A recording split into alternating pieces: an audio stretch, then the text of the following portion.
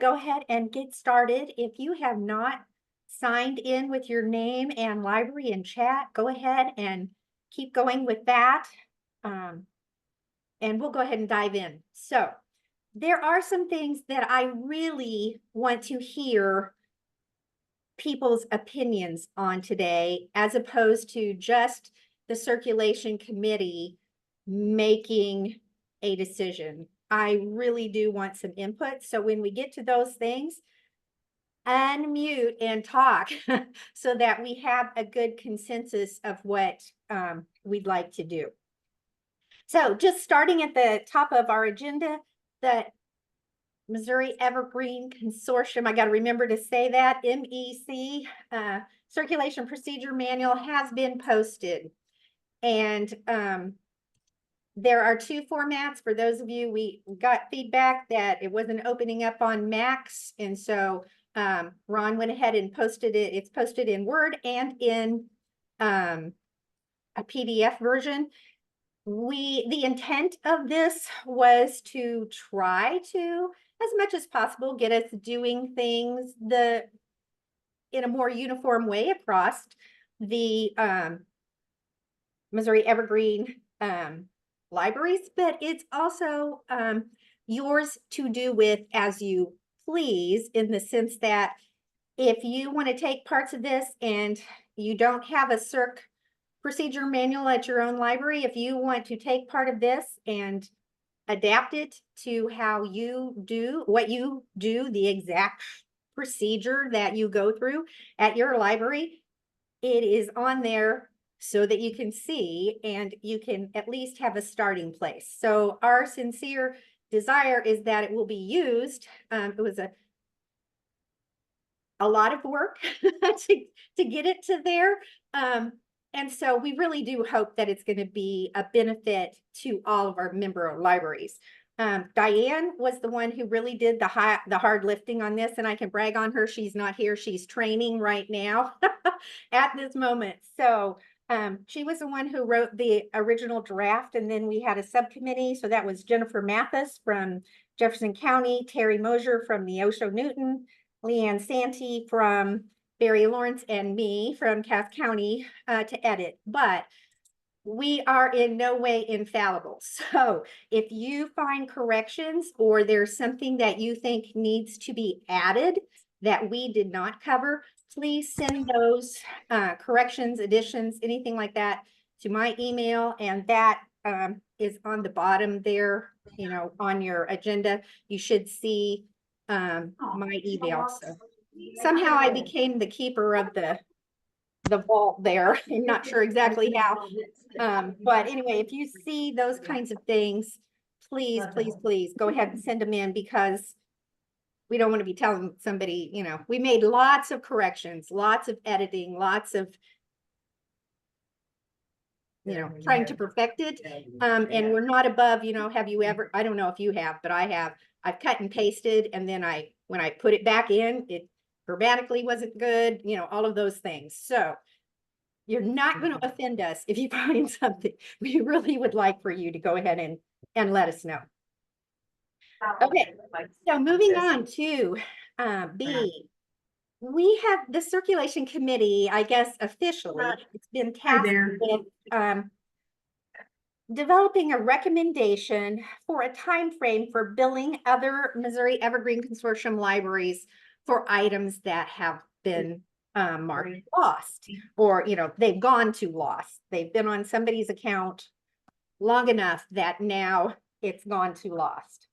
So currently, the materials best handling practice says bills should not be sent until an item has been lost for 6 months.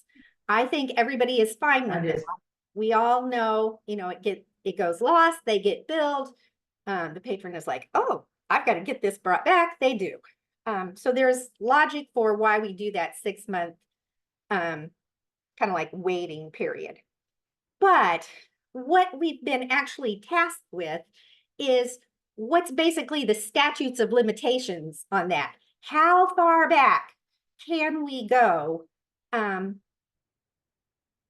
to bill another library? So for our item, it really is our item, but somebody else's patron. So they're in the chat going back that I saw, there was a few things going back, and forth, but I don't really know that that conversation went out to the whole circulation community. So what I would like to talk about today, and make sure we're thinking about all of the,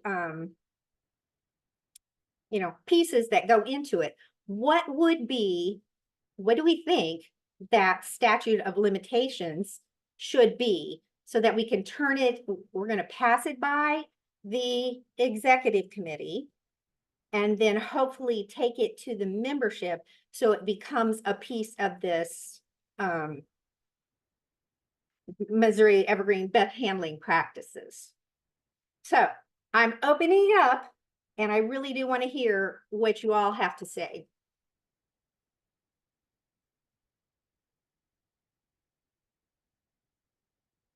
And everybody's afraid to say. Hey, Rhonda, this is Leanne. I was Hi. just kind of noticing, so on the agenda it has for lost or damaged materials. So Well, if the items are other damaged, things, yeah. Don't we want to go ahead and immediately request a bill? That is what I agree with that. It's damaged. You can see it's damaged. We call the other library, they mark it damaged, which should bill our patron. But they also want, I guess I didn't really explain, they want two different clear statements about how we're going to do both of those things. So which I don't know. Let's talk about damaged first. What does everybody think? I would think I'm just ducking into this meeting quickly and on a break from Diane, training. Yeah, I'm on a break from training, but I'm going to go back. So I'm glad I got here for this part of the conversation, because I would think when it's checked in, if you don't notice it, within what, a week, the check-in date, you should be noticing it when it's checked in, and certainly not more than a week, and not a month later when you pull it off the shelf and try to charge the last patron. That's kind of crazy. For damages, we do that right away. And then for a lost item, if it's gone to lost and you haven't charged within a year, is that too restrictive? A week for damage and a year for lost? Yeah, because I think if you go too long, a lot of times patrons, may want access to their account.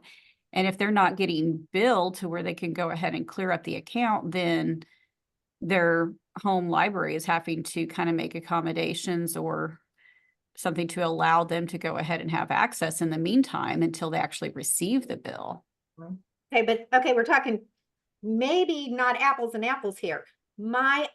If it's my item that I'm just going to pick on you, Leanne, because you were talking. And it's at a Barry Lawrence patron. When my item hits the loss threshold that we have set up, it's already going to. Does it not bill the other person, or? Well, I was wondering the same exact thing. Yeah, but we're talking about when's the library going to bill the other library? Right, so that's what I was saying. They've Yeah. already been billed. So this is talking money going back and forth between libraries. Keep in mind, once we send that money, even if the item comes back in, there's not going to be a refund going back and forth from those libraries. And I'm just going to throw in my other piece of the question. And I'm back and forth on what I think, and that's why I'm not saying, but I know at Cass County, we have people that come in, it hits summer reading. They come in because their kid wants to do, which is great. But some of those parents do not bring their child back in until a whole year has gone around again, and it's time for summer reading. So I don't know if that weighs into it or not. Can I ask a question? Go for it. The date that we're looking at to start from on the statute of limitations, where is that date coming from? And is it the date that the item was marked lost, or is it the date that it was checked out?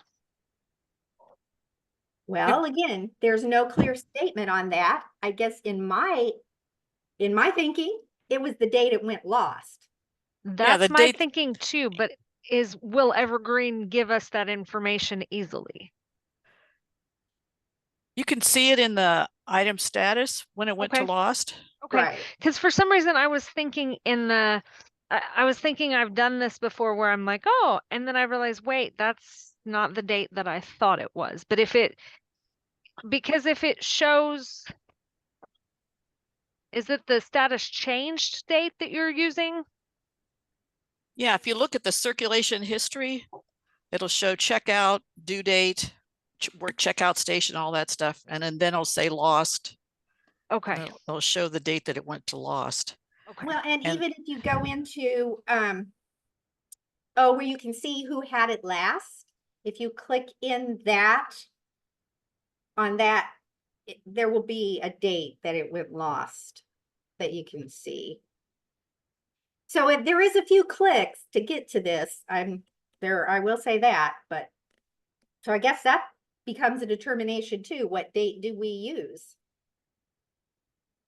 I have one more question too, actually. So we kind of touched on this just a second ago.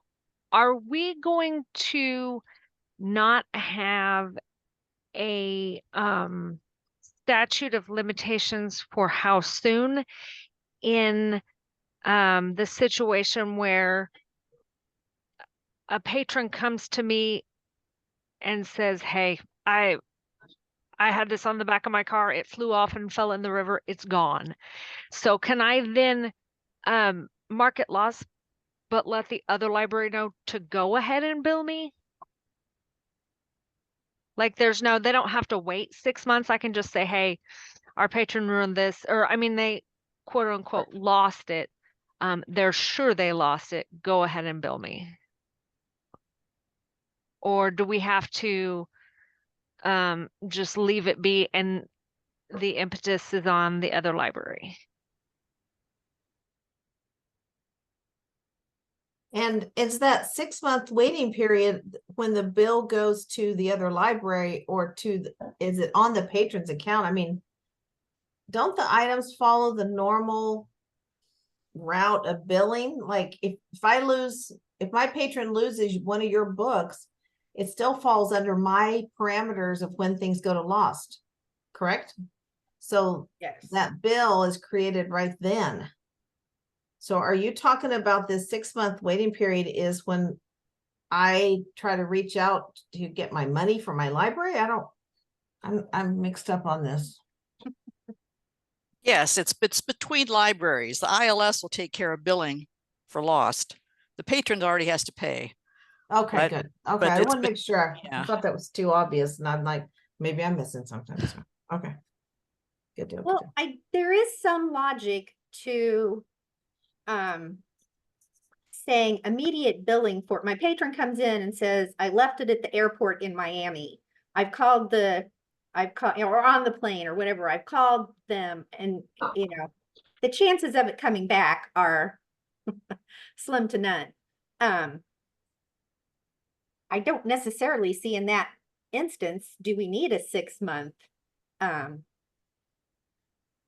waiting, or do we just say, okay, the standard is 6 months, that's what we're going to do. If you don't run this report, if you don't run the report to find out about it and you don't bill us, too bad, so sad.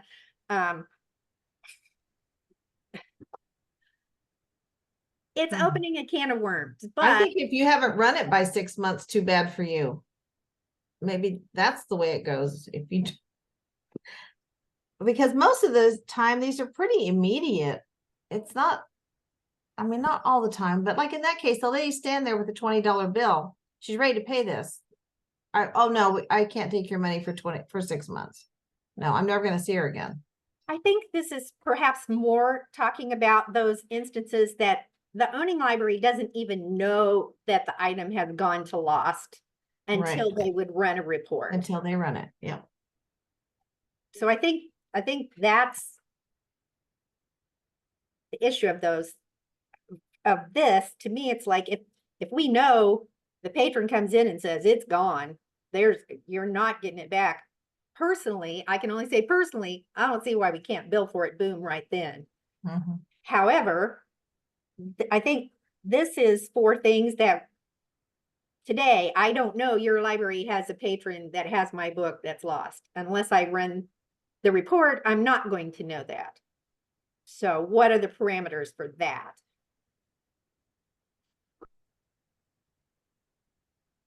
I guess my question is, do we think a year is long enough? Or does it need to be longer than that? Is the year, you're saying that I don't understand what the year is for. Okay, so, Am I let's, the dumbest one on the thing? no, no. I don't understand. Okay, The let's year say sounds me, outrageous.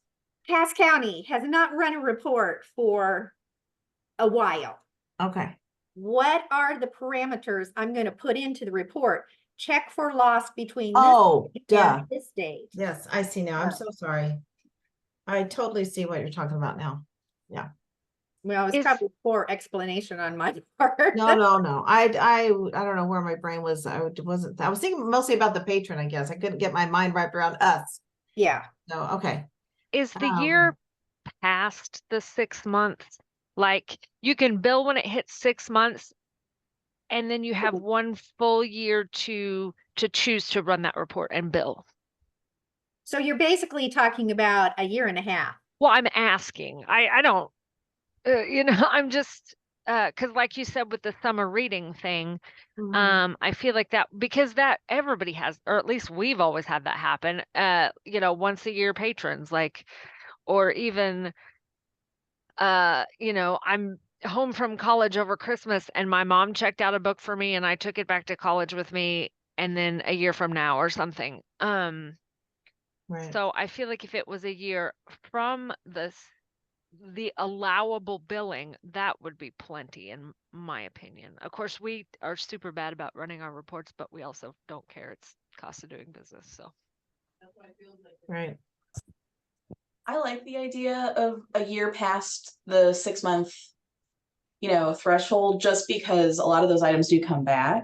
Yeah. And since this is not refundable to to the original library, it makes sense to give a little bit of cushion, just because we're going to end up in situations where maybe the patron does bring it back and that item really isn't lost, but money has already changed hands between libraries. Yeah, I like this year past 6 months. Now that I understand the whole idea. That is a good cushion. Okay. So let me summarize what I think I'm hearing you all say. Good. If the item is damaged, yes, we bill then. It's obviously damaged. It's not going to miraculously get fixed. It's damaged, we bill.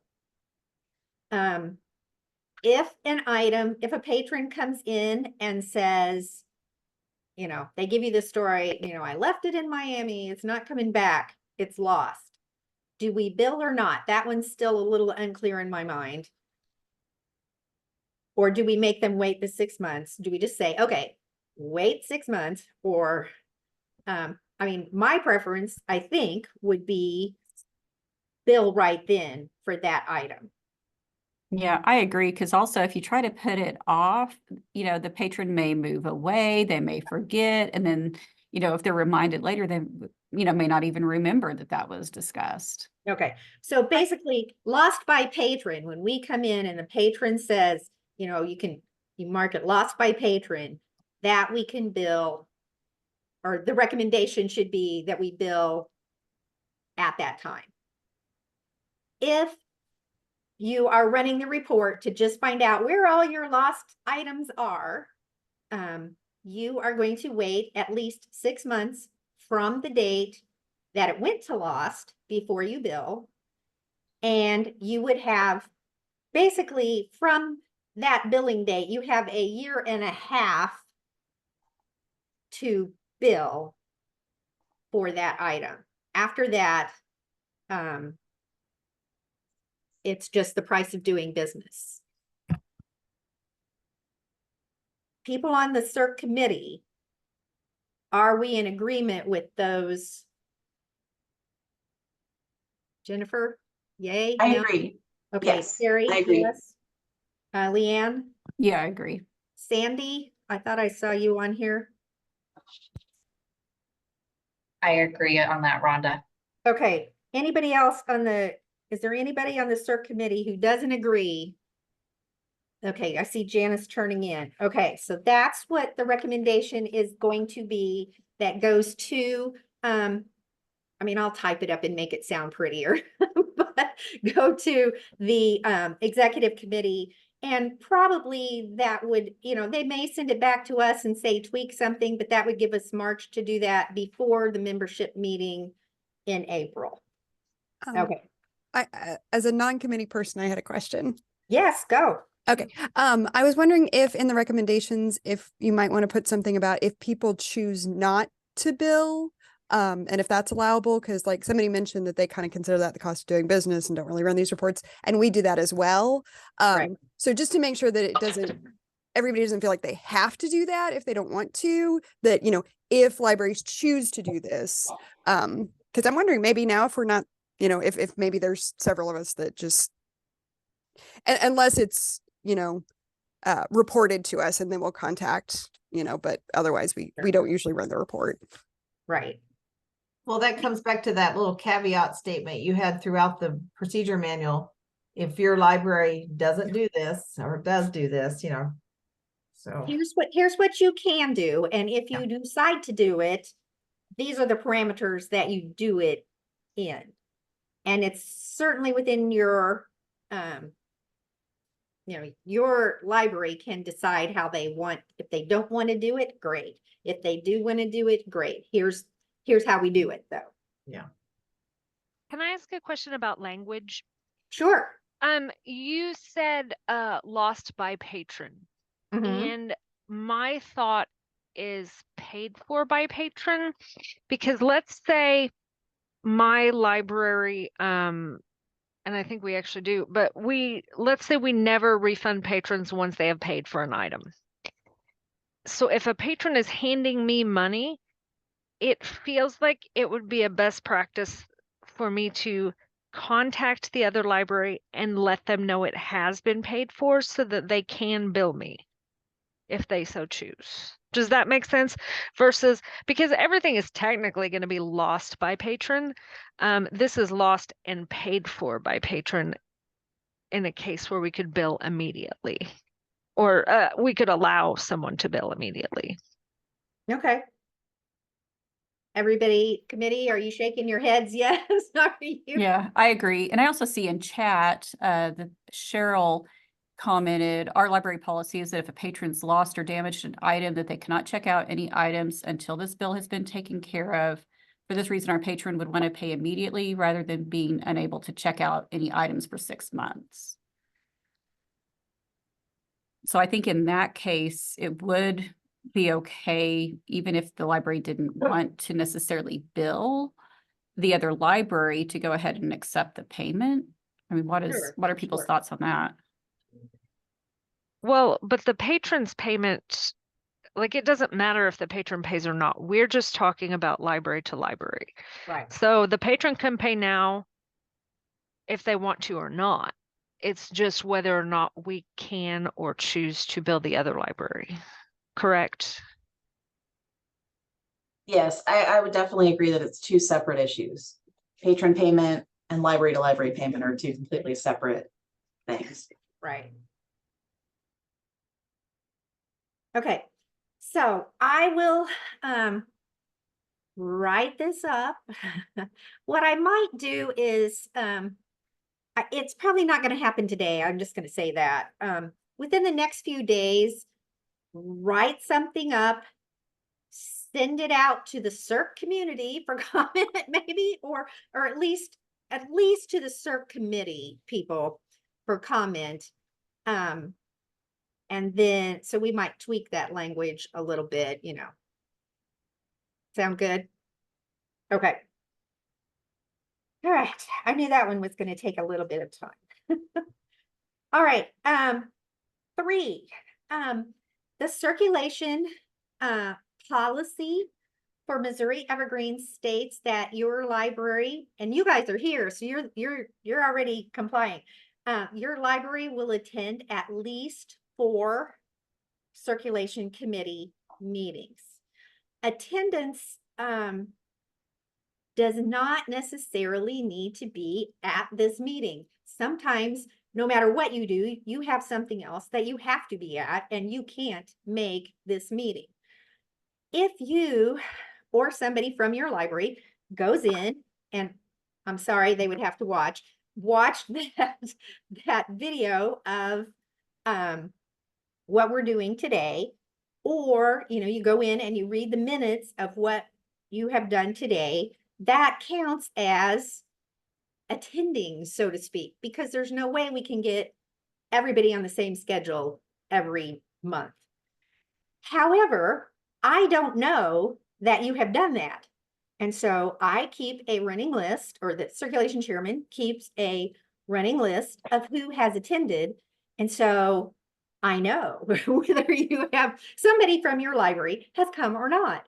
And so I would like to request, and I think I'm going to have to send this out to circ people too, if you are attending through the meeting that we post on our website, your library gets credit for that. So what I don't want is me or somebody from the executive committee calling up your library and saying, okay, look, you signed on, you said you were going to do 4 times a year, nobody's coming, when in fact, somebody really is. So if you would consider, just go ahead and shoot me an email. I am not going to be the, did you watch the whole video, police? I'm going to take it at your word that you watched what was necessary for you to watch, or at least read what the minutes said. And so therefore are up to speed on what is happening in the consortium. So just that little housekeeping thing. And then the last one on the main new business is, please do not transit items that have missing pieces. I'm thinking primarily like audiobooks and complete sets of DVDs. I do know we don't send our STEAM kits, however you call them, out, but there are some libraries that do. I would say, okay, if you have a STEAM kit that has a set of 50 cards and you've got 49, send that thing on. But if it's supposed to have 50 cards and it's only got 25, maybe that's not the best to send on. So I've been talking, or I've emailed Liz, and I kind of wanted to bring cataloging in on this. Liz, you want to speak to this at all, or? Yeah, sorry if you hear a dog barking, it's my corgi barking at somebody at the door. Okay. So I talked to Kate, and we're going to take this to the cataloging committee because we don't have anything official yet. But we're gonna put in like best practices that, like, if you're missing a piece, and I'm talking like part of an audiobook, or it's a complete season and you're missing a couple discs, we're gonna put in best practices. We'd like you to weed that. At the very least, you need to not make it go out to other libraries, because we can't make people weed things, right? We have autonomy over that. However, we're going to say we'd prefer you to weed them. And if you don't, you at least have to make it non-holdable to go out and MEC. That's what we're thinking. So you guys are going to talk about that at the next month's? Yeah. Okay. Mm-hmm. So if you receive an item from another library that is missing a piece, send it back to its home library. I would say contact them, not just send it back, because it's going to come to a CERC person. I would say contact the CERC contact on the list. Not, I mean, we all love our staff, but contact the CERC contact person and ask them to have their cataloger move it to in-house use only. Is that what you call it, Liz? What do you call it? That's the question, because we're not sure how we're going to call it, and if, like, because we don't want to necessarily have to make a new circulation policy. So TBD, that's an Equinox question, the easiest way to do this without messing a bunch of other things up. Yeah, we don't want to mess up other things. 'Cause this Right, is- because if you make it unholdable, then those with branches that may want to share it internally would have issues. Exactly. So, yeah, there's the sticky widget where cataloging makes circulation. It's a scary dark forest. So we'll see. So these are items that manage to get past us at check-in and get sent back to you or something without something from the other library. Because if I get a disc back and I borrowed it from you, my patron borrowed it from Cass County, and it's missing the disc, I go immediately to the patron and wait for them to bring that in before I transit it. Do you guys not do that too? Well, I think this is, okay, you're receiving it in transit. Oh, What we got it from transit. Okay. Yeah, Is what it back happened- home? Back home? Or, No. Okay. Somebody, one of your patrons, I have pulled, it's pulled something from you. And when it gets to me in transit, lo and behold, my complete set is really not complete. It's Okay. missing disc 3. okay, So what actually happened is something was sent that way with an evergreen item condition report in it saying it's missing disc 3. oh, gotcha. No, we would never do that. Okay. And the patron was thinking, I'm getting the complete set, No. but Yeah, they really okay. weren't. We don't let anything leave here incomplete. So I see what you mean. Okay. But you can't even necessarily blame it on the owning library because, as we know, some of these things go from one place to another place to another That's true. place to another place. Yeah. So somehow it needs to get back to its Yeah. home to either they weed it or they, it's almost impossible to get that one disc anymore. Oh, yeah. Especially when it's been through people. Yeah. I see. So I would just say, let's let cataloging, we'll hand that little conundrum over to them. But I would still say it's best practice probably to get it back to its home location. Let them know that Ma'am? it's missing. I'm not, Okay, I'm not here the so- whole 3 hours. Are we good on that? Okay. My bill. The permissions project is ongoing. Diane, Belinda, and I are working on it.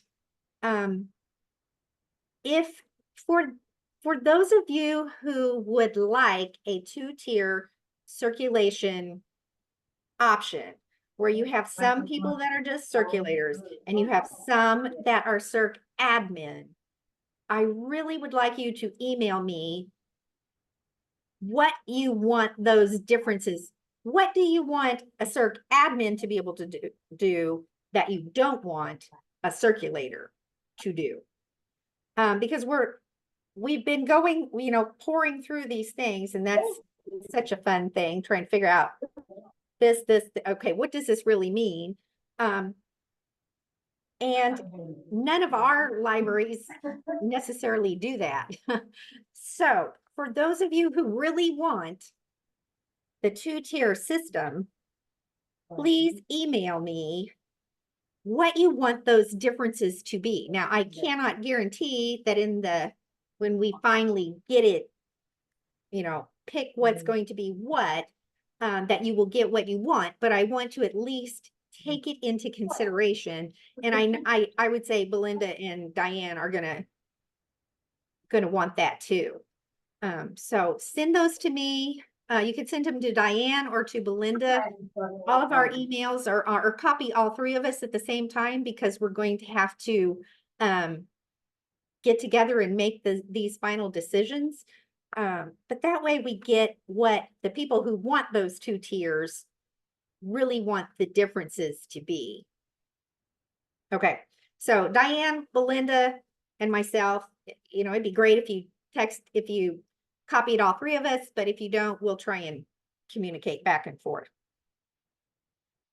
And then just in the other section, West Plains, I don't even know where West Plains is, to tell you the truth, but they are going live on March 28th of this year. So a little, just right at a month, they're in their final testing everything, trying to learn everything. I know the onboarding committee is with Adair County today, going through some of their things coming. So I think they are scheduled end of March, 1st of April type of thing. So 2 new libraries coming on pretty soon. The other thing I want to remind you about is the Missouri Evergreen Users Conference. That's coming up in Columbia. Those dates are April 11th through the 12th. It will be at the Moornet building. So if you have not signed up, there will be an online option to view, but it was fun last year, and we learned a lot. So if somebody from your library could attend, that would be great. And now Diane is gone, I think. So I do just want to give everybody an opportunity. Next month will be her last circulation committee meeting. She has been such a resource, and so willing to give of her knowledge and expertise and time. We really are losing a gem. And so I wanted to give time maybe next month without her knowing about it. It's not going to be on the circulation agenda. But if any of you would like to, spend just a few minutes and tell her what, appreciation, give her the appreciation that she so deserves. So while I was sad she wasn't going to be here for the whole meeting, I thought, oh, this is my chance. I can say, because for many of us, she has been a resource. There's been many times I've been on the phone going, Diane, how do I do this? And she knows. So anyway, just wanted to put that out there. So if you want to be able to say your thanks next month, that would be kind of at the end, hopefully. And if she ducks out of next month, I'm going to just, so I'm going to be making sure that she's there. So is there anything else that we'd like to bring before the committee?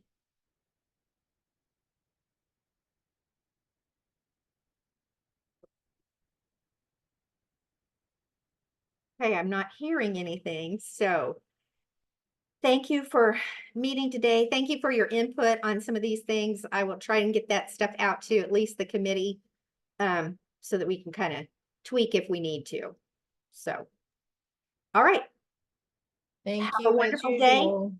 Enjoy the warm while we got it. So, Yeah. Thank you, Rhonda. bye. Great job as always.